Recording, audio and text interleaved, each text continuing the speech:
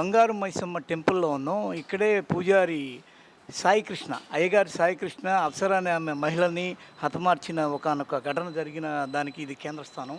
ఇక్కడికే ఆమె భక్తురాలుగా వచ్చేది. ఇక్కడే వాళ్ళిద్దరి మధ్య పరిచయం ఏర్పడింది. ఆమె ఇక్కడ ప్రసాదాలు కూడా పంచిపెట్టేది ఆయన తరఫున అని చెప్పి మాట్లాడుతున్నారు బయట జనము. ఈ క్రమంలో ఇక్కడ ఏం జరిగింది? ట్రస్టీ గారు మనకి ఏం చెప్పబోతున్నారు ఈ ఘటన గురించి చూద్దాం. చెప్పండి సార్, అసలు ఏం జరిగింది ఇక్కడ? మీరేం గుర్తించారు? అంటే జనరల్గా సాయి గారు బాగా యాక్టివ్గా అయిన పంతులు. ఇక్కడ నలుగురు పంతులు ఉంటారు. నలుగురిలో ప్రధాన పూజారిగా సాయి గారు వివరిస్తారు. కొద్దిగా చురుగ్గా ఉంటాడు. కొద్దిగా పూజ విధానం కానీ అది కానీ అన్నీ కూడా బ్రహ్మాండంగా చేస్తాడు. ఆ విషయంలో ఎటువంటి సందేహాలు కలగలేదు. అటువంటి అపోలు ఎప్పుడు మాకు కల్పించలేదు. ఆయన మాలో ఒక ఫ్యామిలీ మెంబర్గా, కుటుంబ సభ్యుడిగానే ఆ విధంగా మేల్కొన్నాం. దాదాపు టెంపుల్ ఎస్టాబ్లిష్మెంట్ 3 ఇయర్స్ అయింది ఇప్పటికి. ఈ 3 ఇయర్స్ నుంచి కూడా మాకు ఎప్పుడు కూడా అటువంటి అనుమానాలు రేపేసినట్టు సాయి గారు ఎప్పుడు కలపలేదు, చెల్లలేదు. ఆల్ ఆఫ్ సడన్గా మాకు ఇలా జరిగిందంటే దాని పట్ల మేము తీవ్రంగా షాక్కి గురైనాం. దాన్ని తీవ్రంగా ఖండిస్తున్నాం కూడా. ఎందుకంటే వ్యక్తిగత విషయాలు సాయి గారి గురించి మేము ఎప్పుడు అడగలేదు. పర్సనల్గా మీరు ఏం చేస్తారు, మీ వ్యక్తిగతంగా అనలేదు. మేము ట్రస్టీగా, ఆయన టెంపుల్గా పూజారిగా మాకున్న బిజీ లైఫ్లో మేము పనులు చూసుకొని వీలైనప్పుడు వచ్చి టెంపుల్ దగ్గర టైం కేటాయించినప్పుడు మాట్లాడేది తప్ప, మాట్లాడినప్పుడు అటువంటివి ఆయన బాడీ లాంగ్వేజ్ కానీ ఆయన అటువంటి ప్రవర్తన కూడా ఎప్పుడు మాకు అట్లాంటివి కనపడలేదు. సార్, చాలామంది ఏమంటున్నారంటే ఆడవాళ్ళతో ఈయన కొద్దిగా క్లోజ్గా ఉంటాడు, అసలు ఏకంగా ఆమెను తీసుకొచ్చి తన ప్రియురాలని, అదే పెద్ద తప్పు అంటే ఆడ ప్రసాదాలు కూడా పెట్టించాడు, మేమంతా కళ్ళారా చూసామని బయట మాట్లాడుకున్నారు. ఇదేమంటండి, బయట రకరకాలుగా చెప్తారండి. నేను ట్రస్టీగా ఉన్నాను. సాయి గారితో 3 ఏళ్ళు దాదాపు మాకు ఇక్కడ పరిచయం అయింది. ఇక్కడ ఒక్క టెంపులే కాదండి, పక్కన శివాలయం కానీ, రామాలయం కానీ, నిన్న బోట్రాయి పూజలు కానీ అన్నీ కూడా అతనే కొద్దిగా ఎస్టాబ్లిష్మెంట్ చేశాడు. అన్ని టెంపుల్స్లో పూజారిగా ఉంటాడు. సరే, గుడికి రకరకాల భక్తులకు వస్తారు. భక్తులకు వచ్చినప్పుడు మనం ఎవరిని కూడా అట్లా దురుద్దేశంతో మేము ఎప్పుడు చూసేవాళ్ళం కాదు. అట్లాంటి ఆలోచన మాకు రాలేదు. సరే, అమ్మాయి కూడా టెంపుల్కి వచ్చేది. కాకపోతే ఆ అమ్మాయికి చూశాను. ఎందుకంటే చూశాను, ఆ అమ్మాయి టెంపుల్కి ఎప్పుడు ఈ మధ్యకాలంలో వచ్చింది. ఈ టెంపుల్ అయినప్పటి నుంచి అమ్మాయి ఎప్పుడు లేదు. ఒక 6 months నుంచి ఆ అమ్మాయి టెంపుల్కి రావడం జరుగుతుంది. అది కొద్దిగా వస్తుంది. వచ్చినప్పుడు ఆ అమ్మాయి కూడా మడి కట్టుకొని, ఆమె బ్రాహ్మణే, ఆ అమ్మాయి కూడా బ్రాహ్మణ్సే. వాళ్ళు కూడా అమ్మాయి మడి కట్టుకొని కొద్దిగా పారాయణం చేసుకుంటూ కొద్దిగా ధ్యానంగానే కనపడేది. మనకు అట్లా కూడా ఆలోచన. రకరకాల వ్యక్తులు వస్తారండి. ఇప్పుడు సాయంకాలం మధ్యాహ్నం పూట అన్నదానం పెడతాము, పూజలు అయితే ప్రసాదాలు ఉంటాయి. మనం మరి పంచదని చెప్పలేం. టెంపుల్ అందరు కూడా సేవాభావంతో వస్తారు. మీరు ఎలా పంచాలి, మీరు పేరాలా అని అలాంటి మనం అనలేదు. అలాంటిగా మనకు అనుమానాలు తావలేదు. ఇప్పుడు బయట వాళ్ళు మాట్లాడుకునే మీ చెవిన పడ్డము, అరే ఇదంట కదా, ఈ పూజారి మీద చర్య తీసుకోవాలని మీరు అనుకోవడం, ఇలాంటివి ఏం జరగలేదు? పూజారి మీద 100% న్యాయపరంగా అమ్మాయికి జరిగిన విషయం దాన్ని ఖండిస్తున్నామండి. ఆయన ఇంతకుముందు పూజారి ఇట్లాంటి వాడు ఆ అమ్మాయితో ఏదో తిరుగుతున్నాడు, రాత్రి తిరుగుతున్నట్టు ఇక్కడ సెక్యూరిటీ గార్డ్ చెప్పాడు. బయట ఇక్కడ తిరిగేవాడు కూడా, కారులో బండిలో వేసుకుని వచ్చేవాడు అని అంటున్నాడు. ఇవన్నీ మీ చెవిన పడ్డము, ఆయన ఏదన్నా వారించడం, ఇలాంటివి ఏమన్నా జరిగినాయా? అలాంటివి ఎక్కడ కూడా మాకు తెలియదండి. అలాంటి మా దృష్టికి రాలేదు. సరే, మేము వచ్చేది అంటే టెంపుల్ దగ్గర 7-7:30కి మనం ఇక్కడ క్లోజ్ చేసుకొని పంతులు వెళ్ళిపోతారు, మేము వెళ్ళిపోతాం. ఆ అమ్మాయి పక్కనే ఉంటుంది. ఆ అమ్మాయి పక్కన ఉంటుందని చెప్పి నాకు ఇదే కూడా తెలియదు. ఇన్సిడెంట్ అయిన తర్వాత తెలిసింది ఆ అమ్మాయి పక్కనే ఉంటుంది. ఇప్పుడు మనము వచ్చే భక్తులను మీరు ఎక్కడ అడగలేం, మీరు ఎక్కడ ఉంటారో అడగలేం. మీరు వస్తారు, దండం పెట్టుకుంటారు, వెళ్ళిపోతుంటారు. కొద్దిగా మా పంతులు ఉంటారు, కొద్దిగా డివోటీ సాయంకాలం పూట కొద్దిగా జ్ఞానం ఉన్న వాళ్ళు కాలక్షేపానికి ఉంటారు. అట్లాంటి అనుమానాలు ఎక్కడ మాకు రాలేదండి. కాకపోతే పంతులు గారు కూడా అలా చేసి మాకు ఆల్ ఆఫ్ సడన్గా షాకింగే ఇలా జరిగిందని. ఆ విషయాల పట్ల టెంపుల్ కమిటీ తీవ్రంగా ఖండిస్తుంది. మేము ఒక్కరేమే కాదు, మా గ్రామం అంతా కూడా తీవ్రంగా ఖండిస్తారు ఆ విషయంలో. ఆ అమ్మాయికి తెలియదు మాత్రం 100% తప్పది. దాన్ని ఎక్కడ కూడా మేము ఈ గొడవ అంతా ఎప్పుడు బయటపడింది, ఎలా బయటపడింది, అసలు ఏం జరిగింది? ఈ గొడవ మాకు 8th రోజు తెలిసింది. మావాడు పొద్దున పోలీస్ వాళ్ళ దగ్గరికి వెళ్ళి కంప్లైంట్ ఇచ్చాడంట. ఇచ్చిన తర్వాత సాయి గారే, ఆ భానుమతి గారు, ఎస్ఐ గారు ఫోన్ చేశారు. అరవింద్ గారు మీ టెంపుల్లో అంటే, అవునండి మా టెంపుల్లో పూజారి అండి, సెల్ ఆఫ్ ఉందండి, మీ టెంపుల్ వాళ్ళ నాన్నగారు సెల్ ఆఫ్ ఉంది, అతను సెల్ ఆఫ్ ఉంది, కొంచెం పంపించండి అంటే, ఇక్కడ ఇంకొక కార్యక్రమం అవుతుందండి, వేరే కార్యక్రమంలో బిజీ ఉన్నాడు, అక్కడ బిజీగా ఉన్నారండి, అది అయిన తర్వాత మా వాళ్ళకి చెప్తా అంటే నాకు అందుబాటులో రాలే. ఆయన ఫోన్ స్విచ్ ఆఫ్ ఉంది. నేను ఎంబడే కొట్టాను, ఫోన్ చేసి పంతులు ఇట్లా మాకు కూడా తెలియలేకండి, మా టెంపుల్లో పంతులు గారు, మేము ఇక్కడ టెంపుల్ ట్రస్టీసు, ఏం జరిగిందనేది మాకు కొద్దిగా ఉంటుంది ఆతృత, తెలుసుకోవాలని చెప్పాను. ఏం మిస్టేక్ జరిగిందని కానీ తెలుసుకోవాలని చెప్పి మా ట్రస్టీ ఇంకో అతనికి ఫోన్ చేశాను. ఏమైందంటే పంతులు గారు అంటే బుట్రాయి దగ్గర పూజ కార్యక్రమం అని చెప్పాడు. మళ్ళీ ఇంకో అతనికి ఫోన్ చేశాను, ఇప్పుడే వెళ్ళిపోయాడు నా ముందర దగ్గరికి. అట్లా అందుబాటులో రాలే. సాయంకాలం 6-7 తర్వాత వేరే వాళ్ళ ద్వారా ఇట్లా చేసిన పంతులు గారు అని చెప్పి 1 day ముందు తెలిసింది. తర్వాత శంషాబాద్లో అయిందనుకున్నాం ఇన్సిడెంట్ అంతా కూడా. సరున్నారికి ఎటువంటి సంబంధం లేదనుకున్నాం. ఆల్ ఆఫ్ సడన్గా ఏకంగా మీడియా, పోలీసు అంతా ఇక్కడ రావడంతో టెంపుల్ పక్కనే ఉంది బాడీ అని అప్పుడే మాకు తెలిసింది. అప్పటిదాకా మా నోటీసులు లేదండి. జరిగింది కానీ అక్కడ శంషాబాద్ వరకే ఉందనుకున్నాం. సరున్నార్లో మా టెంపుల్ పక్కనే ఉందని మాకు వాళ్ళు వచ్చేంత కూడా నాకు కాదు, ఈ చుట్టుపక్కల ఎవరికి కూడా తెలియదు. బహుశా ఫాదర్ మదర్ కూడా తెలియకుండా వచ్చు. అంతలా ఉంది. వాళ్ళు వచ్చిన తర్వాత మాకు తెలిసింది ఇక్కడ ఉందని. ఇక్కడ ఎందుకు ఉపాధి పెట్టినట్టు ఆయనే ఎందుకు కంప్లైంట్ చేసుకున్నట్టు అసలు ఏంటి ఇది? ఇది అర్థం కావట్లేదు. పంతులులో ఈ కోణం ఉందని మేము ఇప్పటిదాకా అర్థంగా మాకే అంతుపట్టేదిగా ఉంది. ఇది పంతుల్లో ఈ కోణం ఉందా, ఇంత క్రిమినల్ కోణం ఉందా అని చెప్పి మేము కూడా అంతుపట్టినట్టే ఉన్నాం. చాలా నవ్వుకుంటూ ఉండేవాడు, మీరు చూశారు ఫొటోస్ అన్నీ, చాలా స్మైలింగ్, సరదాగా ఉండేవాడు, చురుగ్గా ఉండేవాడు, భక్తులను ఆకర్షించే కెపాసిటీ ఉన్నవాడు, పూజలు బాగా చేస్తాడు. ఆ విషయంలో ఎక్కడ కూడా మాకు అటువంటి సందేహాలు కలగవు. ఈ గుడి ఆ పూజారి వల్ల బాగా పికప్ అయినట్టుగా మీరు ఫీల్ అయ్యేవాళ్ళ? 100% పూజారి బాగుంటేనే టెంపుల్ బాగుంటుందండి.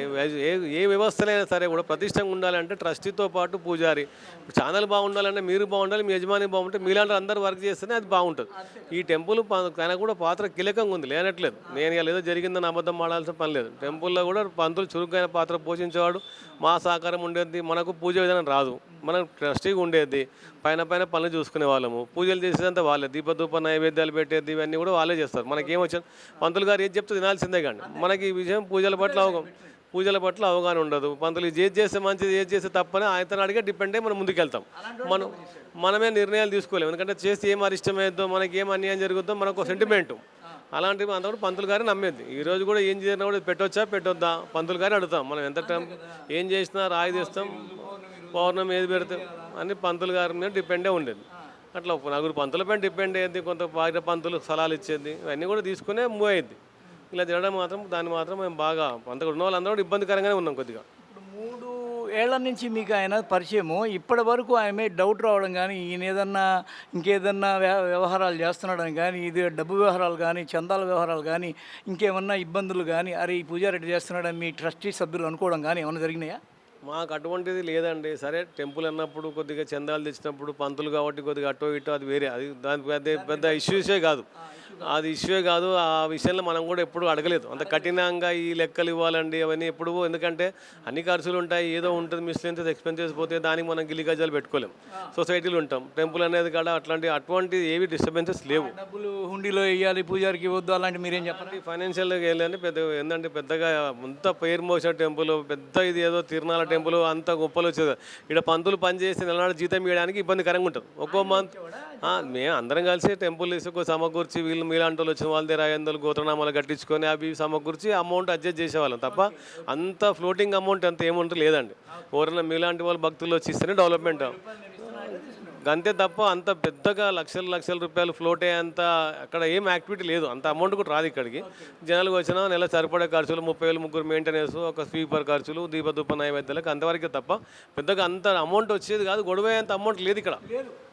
అయితే ఈ గుడి యొక్క చరిత్ర ఎలాంటిది? 3 ఏళ్లదేనా లేకపోతే చాలా కాలం నాటిదా, ఏంది అసలు? ఈ గుడి చాలా కాలం నుండి ప్రైమరీ హెల్త్ సెంటర్ వాళ్ళు ఇక్కడ హాస్పిటల్ ఉంది పక్కన ఒక అమ్మవారి టెంపుల్ నిర్మించుకున్న తర్వాత చంద్రకళ డాక్టర్ గారు టెంపుల్ నిర్మించడం జరిగింది. తర్వాత ఆమె దీపధూపాల నైవేద్యాలు పెట్టాలని నన్ను పిలిచి చెప్పారు. అరవింద్ గారు పక్కన లోకల్ ఉంటారుగా, కొద్దిగా రెగ్యులర్గా దీపధూపాల నైవేద్యం పెట్టమంటే కొద్దిగా అమ్మవారు కూడా కొద్దిగా పవిత్ర. ఈ అమ్మవారు పెట్టి దాదాపు 20 years అయిందండి. అయితే అమ్మవారు కొద్దిగా పవర్ఫుల్, కొద్దిగా మిస్టేక్ ఉంటే అది ఉంటే కొద్దిగా టెంపుల్ కూడా చాలా తొందరగా అభివృద్ధి అయింది. అందరం కలిసినాము, కొద్ది డొనేషన్స్. కోవిడ్ ఉన్నా కూడా టెంపుల్ ఎక్కడ డెవలప్మెంట్ ఆగలేదండి.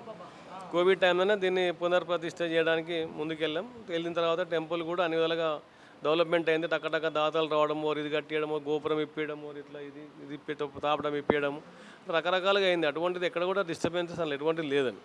అంతే తప్ప పంతులు గారు ఇట్లా చేయడం వల్ల కొద్దిగా దాని ఒక్కటే బాధ మిగిలిన, డిస్టర్బ్ అయ్యాం అంతే. మేము మా ట్రస్టీ మెంబర్స్ ఇక్కడ ఉన్న పంతులము చాలా టెంపుల్ కూడా బాగా బిజీగా ఉండేది. అంటే వచ్చే భక్తులు ఎక్కువ. హతమార్చిన చేతులతో ఇక్కడ ఆయన పూజలు చేయడం, బొడ్రాయి పనులు చేయడము, ఇవన్నీ చేయడం ద్వారా మీరు ఇదేమన్నా సంప్రోక్షణ చేయడానికి ఏమన్నా ప్రయత్నం చేయబోతున్నారా? ఖచ్చితంగా అండి. నేను గ్రామ పెద్ద అందరం కూర్చున్నాము, మేమందరం కూడా కూర్చున్నాం. సంప్రోక్షణ చేయడానికి ఈ అమాస లోపల చేయాలని చెప్పి నిర్ణయం తీసుకున్నాం. విత్ ఇన్ షార్ట్ పీరియడ్లో ఈ టెంపుల్ అక్కడ బొడ్రాయి దగ్గర అన్ని కూడా సంప్రోక్షణ ఖచ్చితంగా చేస్తాం. సంప్రోక్షణ చేసే ఆలోచన ఉంది. 100% డిసైడ్ అయిందండి. అది పెద్దలందరూ కూడా డిసైడ్ చేశారు, ఖచ్చితంగా చేస్తామండి. ఇప్పుడు సాయికృష్ణ కుటుంబం చేసిన పని వల్ల ఆ కుటుంబం తీవ్రంగా బాధపడుతుంది, దాని మీద మీరేమంటారు?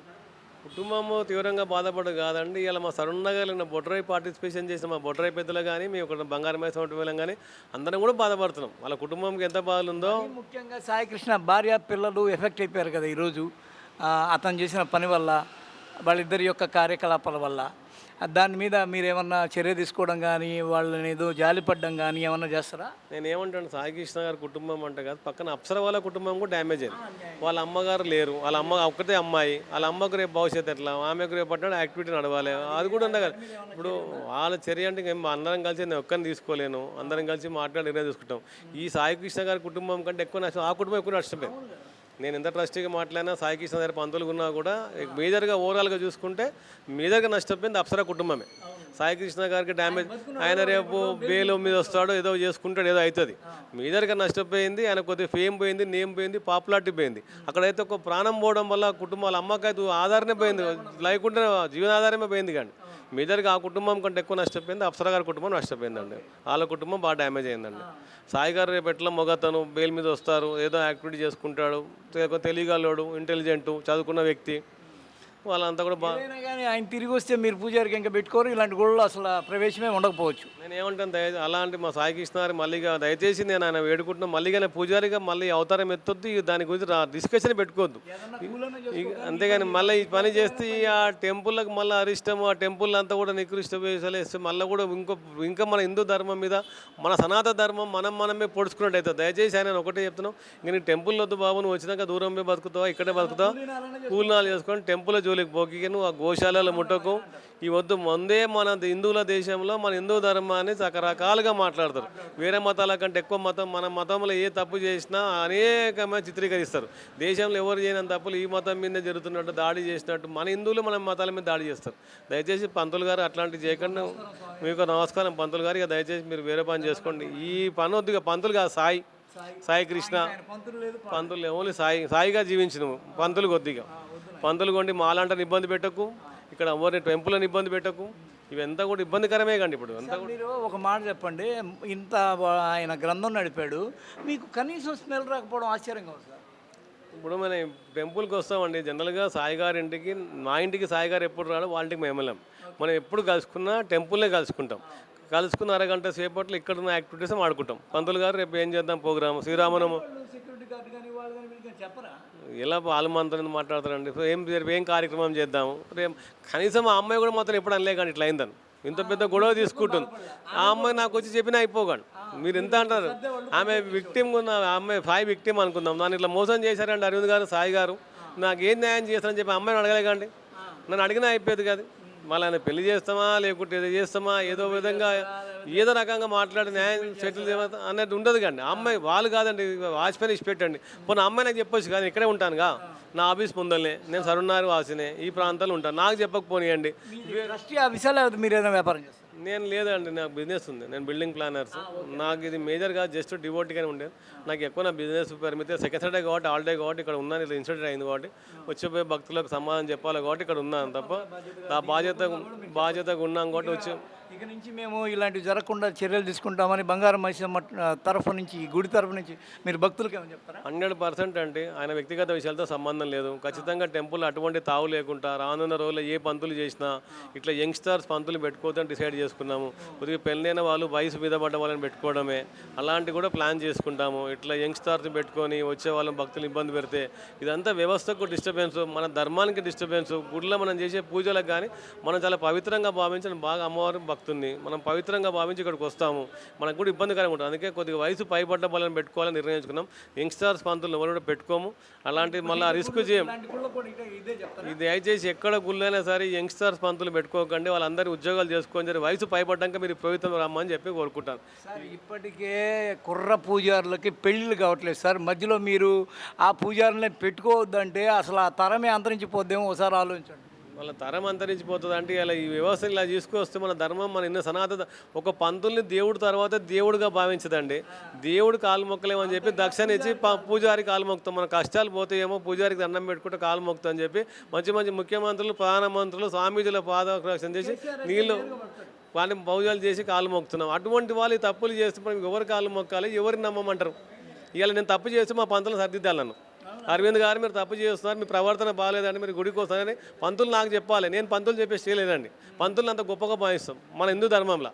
అలాంటి వ్యక్తులు మరి నేను ఏమంటారు, ఇక బంధువులు అలా అంతరించిపోతుంది సమస్య అంటే మరి అంతే కాదు సార్, ఇప్పుడు కుర్ర పూజారే వద్దు అంటే పూజారులు కాదు పెళ్ళిళ్ళు కావట్లా, అసలు ఆ వృత్తే వద్దంటే దాని ఆ తరమే అంతరించిపోద్ది అనేది నా ఇంటెన్షన్. నేను అంటే అట్లా నా తరం ఉండాలంటానండి. కాకపోతే మనల్ని గొప్పగా మాలాంటి వాళ్ళు తప్పు చేస్తే వాళ్ళు నన్ను సరిదిద్దాలి. నీళ్ళని తంపులను మనమే సరిదిద్దామండి. తంపులు ఏం కావాల్సిన గొప్ప మడి కట్టుకుంటాడు, పొద్దు నిష్టగా ఉంటాడు, కొద్ది కాలు మొక్కిన దక్షిణ ఇచ్చిపోతారు, వచ్చి మనకున్న బాధలు చెప్పుకుంటారు. డాక్టర్కి ఎట్లా చెప్పుకుంటారు, నెక్స్ట్ చెప్పేది పంతులకి. మనం నా ఊరు ఎంత ఫ్రెండ్స్ ఎంత క్లోజ్ ఉన్నా ఫ్రెండ్స్ పరిహారం చెప్పండి, నాకు ఇట్లా ఇబ్బంది అవుతుందండి, మా అమ్మాయి పెండ్లు అవ్వట్లే, మా అబ్బాయి పెండ్లు అవ్వట్లే, మా ఇంట్లో మా పిల్లవాడు అట్టుపోతున్నాడు, నా ఆరోగ్యం బాగుండట్లేదు, కొంత ఏ పూజలు చేస్తే బాగుంటుంది అని చెప్పి దేవుడికి చెప్పుకోలేక నేను చెప్తే నా పూజలు చేస్తేనే బాగుంటుంది అని చెప్పి ఈ మెసెంజర్ లాగా నేను వాడుకుంటాం. ఈ మెసెంజర్ ఎట్లా చేసి మనం ఏమంటారు అండి, నేను ఆ విధం తప్పట్లేదు. వీళ్ళు కూడా కొద్దిగా ప్రవర్తన గుడిలో ఉన్నప్పుడు కొద్దిగా వాళ్ళ దాంట్లో ఇచ్చేది, ఆ వేద పాఠశాల ఇచ్చే ట్రైనింగ్ ఇచ్చేటప్పుడు కొద్దిగా చెప్పి ఇలాంటివి చేద్దురా బాబు. గుళ్ళకు రకరకాల భక్తులు వస్తారు, వచ్చినప్పుడు వేదం చదివాడు ఏమన్నా? అది ఏమో అండి, వేదం గురించి నాకు చదువుకుంటూ ఒక క్వాలిఫికేషన్ ఆయన చూడలేదా? వేరే ఎంబీ చేశారు, ఆల్రెడీ 3 టెంపుల్లో పని చేసుకుంటూ వచ్చారండి. 4-5 టెంపుల్ ఎక్స్పీరియన్స్, ఆ ట్రాక్ రికార్డ్ అంతే. బేస్డ్ ఆన్ ట్రాక్ రికార్డే మనం పెట్టుకున్నాం. కొంత వరకు చదువుకుంటే వరకు వస్తుంది, వరకు అనుభవం ఇంజనీర్ అవుతారు, వారు చదువుకొని ఇంజనీర్ అవుతారు. అట్లా రకరకాలుగా అయ్యా అనుభవంతో అయ్యాడు, కొద్దిగా ఎక్స్పీరియన్స్డ్ పంతులు. బాగా చేసేవాడా? మీ ఇంట్లో ఎప్పుడైనా పూజ చేశాడా? మా ఇంట్లో పూజలు ఏం లేదు, ఇక్కడ పూజలు, టెంపుల్ మాత్రం పూజలు. ఇంట్లోకి వెళ్ళి పూజలు చేసేవాడు కాదు, ఓన్లీ టెంపుల్ వరకే ఉండేవాడు. టెంపుల్ సంబంధించిన యాక్టివిటీస్ ఇంటికి వెళ్ళి పూజలు చేసి ఆవిడికి వెళ్ళాడండి. ఆవిడికి వేరే పంతులు పంపించేవాడు, ఇతను వెళ్ళేవాడు కాదు. అంతేగాని ఇతను వెళ్ళేవాడు కాదు. ఈయన ఇంటికి వెళ్ళి చేయడు పూజలు, ఓన్లీ టెంపుల్ వరకే. ఇంకా ప్రధాన అర్చకులు లేక ఉంటారు, ఓన్లీ ఇక్కడ వరకు ఇక్కడ ఉన్న పరిమితిలో చేసుకునేది. శివాలయం, రామాలయం, బంగారు మైసం అట్లా. ఓకే సార్, ఇప్పటివరకు మనము బంగారు మైసమ్మ ఆలయ ట్రస్టీ అరవింద్ గారితో మనం ఆ పూజారి యాక్టివిటీస్ ఎలా ఉండేవి, ఆయన ఏంటి, ఆయన వివరాలు ఏంటి, ఆయన ఎందుకు ఇలా చేశాడు, వీటన్నిటిని మనం అడిగి తెలుసుకున్నాం. ఆయన చెప్పడం ఏంటంటే ఫైనల్గా ఇలాంటి కుర్ర పూజారిని మీరు పెట్టుకున్నారంటే ఇలాంటి యాక్టివిటీస్తో మీ యొక్క గుళ్ళు అపవిత్రం పాలైపోతే, ఇప్పటికే మా గుడి అపవిత్రం పాలు కావడంతో పాటు మేము ఈ పూజారి ద్వారానే బొడ్రాయి యొక్క పునఃప్రతిష్టాపన చేసాము. 75 ఏళ్ల బొడ్రాయి అది పునఃప్రతిష్టాపన చేస్తే దానికంతా ఇప్పుడు సంప్రోషణ చేసుకోవాలా. కాబట్టి ఈ పూజారులు దయచేసి ఇలాంటి యాక్టివిటీస్కి మా గుళ్ళని కేంద్రంగా చేసుకోవద్దు అని చెప్పి మనం చేసుకోవడంతో పాటు బయట యొక్క గుడులకు కూడా ఈయన ఏం చెప్తున్నారంటే ఇలాంటి కుర్ర పూజలను పెట్టుకోవద్దు, వయసైన వాళ్ళని పెట్టుకోండి, బాధ్యత గల వాళ్ళని పెట్టుకోండి అని చెప్పి సలహా సూచనలు చెప్తున్నారు. దాంతోపాటు అన్నిటికన్నా ముఖ్యంగా ఏంటంటే ఈ అప్సర బాధితురాలు మృతురాలి యొక్క కుటుంబం చాలా తీవ్రంగా బాధపడింది. ఆమె కుటుంబానికి ఏదన్నా సాయం చేయాలా, ఆ తర్వాత పూజారి ద్వారా ఆ కుటుంబం కూడా రోడ్డున పడింది. దాని తర్వాత వాళ్ళకి ఏదన్నా సహాయక చర్యలు ఏమన్నా అందించాలా, లేకపోతే ఏంటి అనేది మేమంతా ఆలోచిస్తామని మాట్లాడుతున్నారు. థ్యాంక్ యూ సార్, మీరు అమూల్యమైన వివరాలు అందించినందుకు ధన్యవాదాలు. Thank you sir.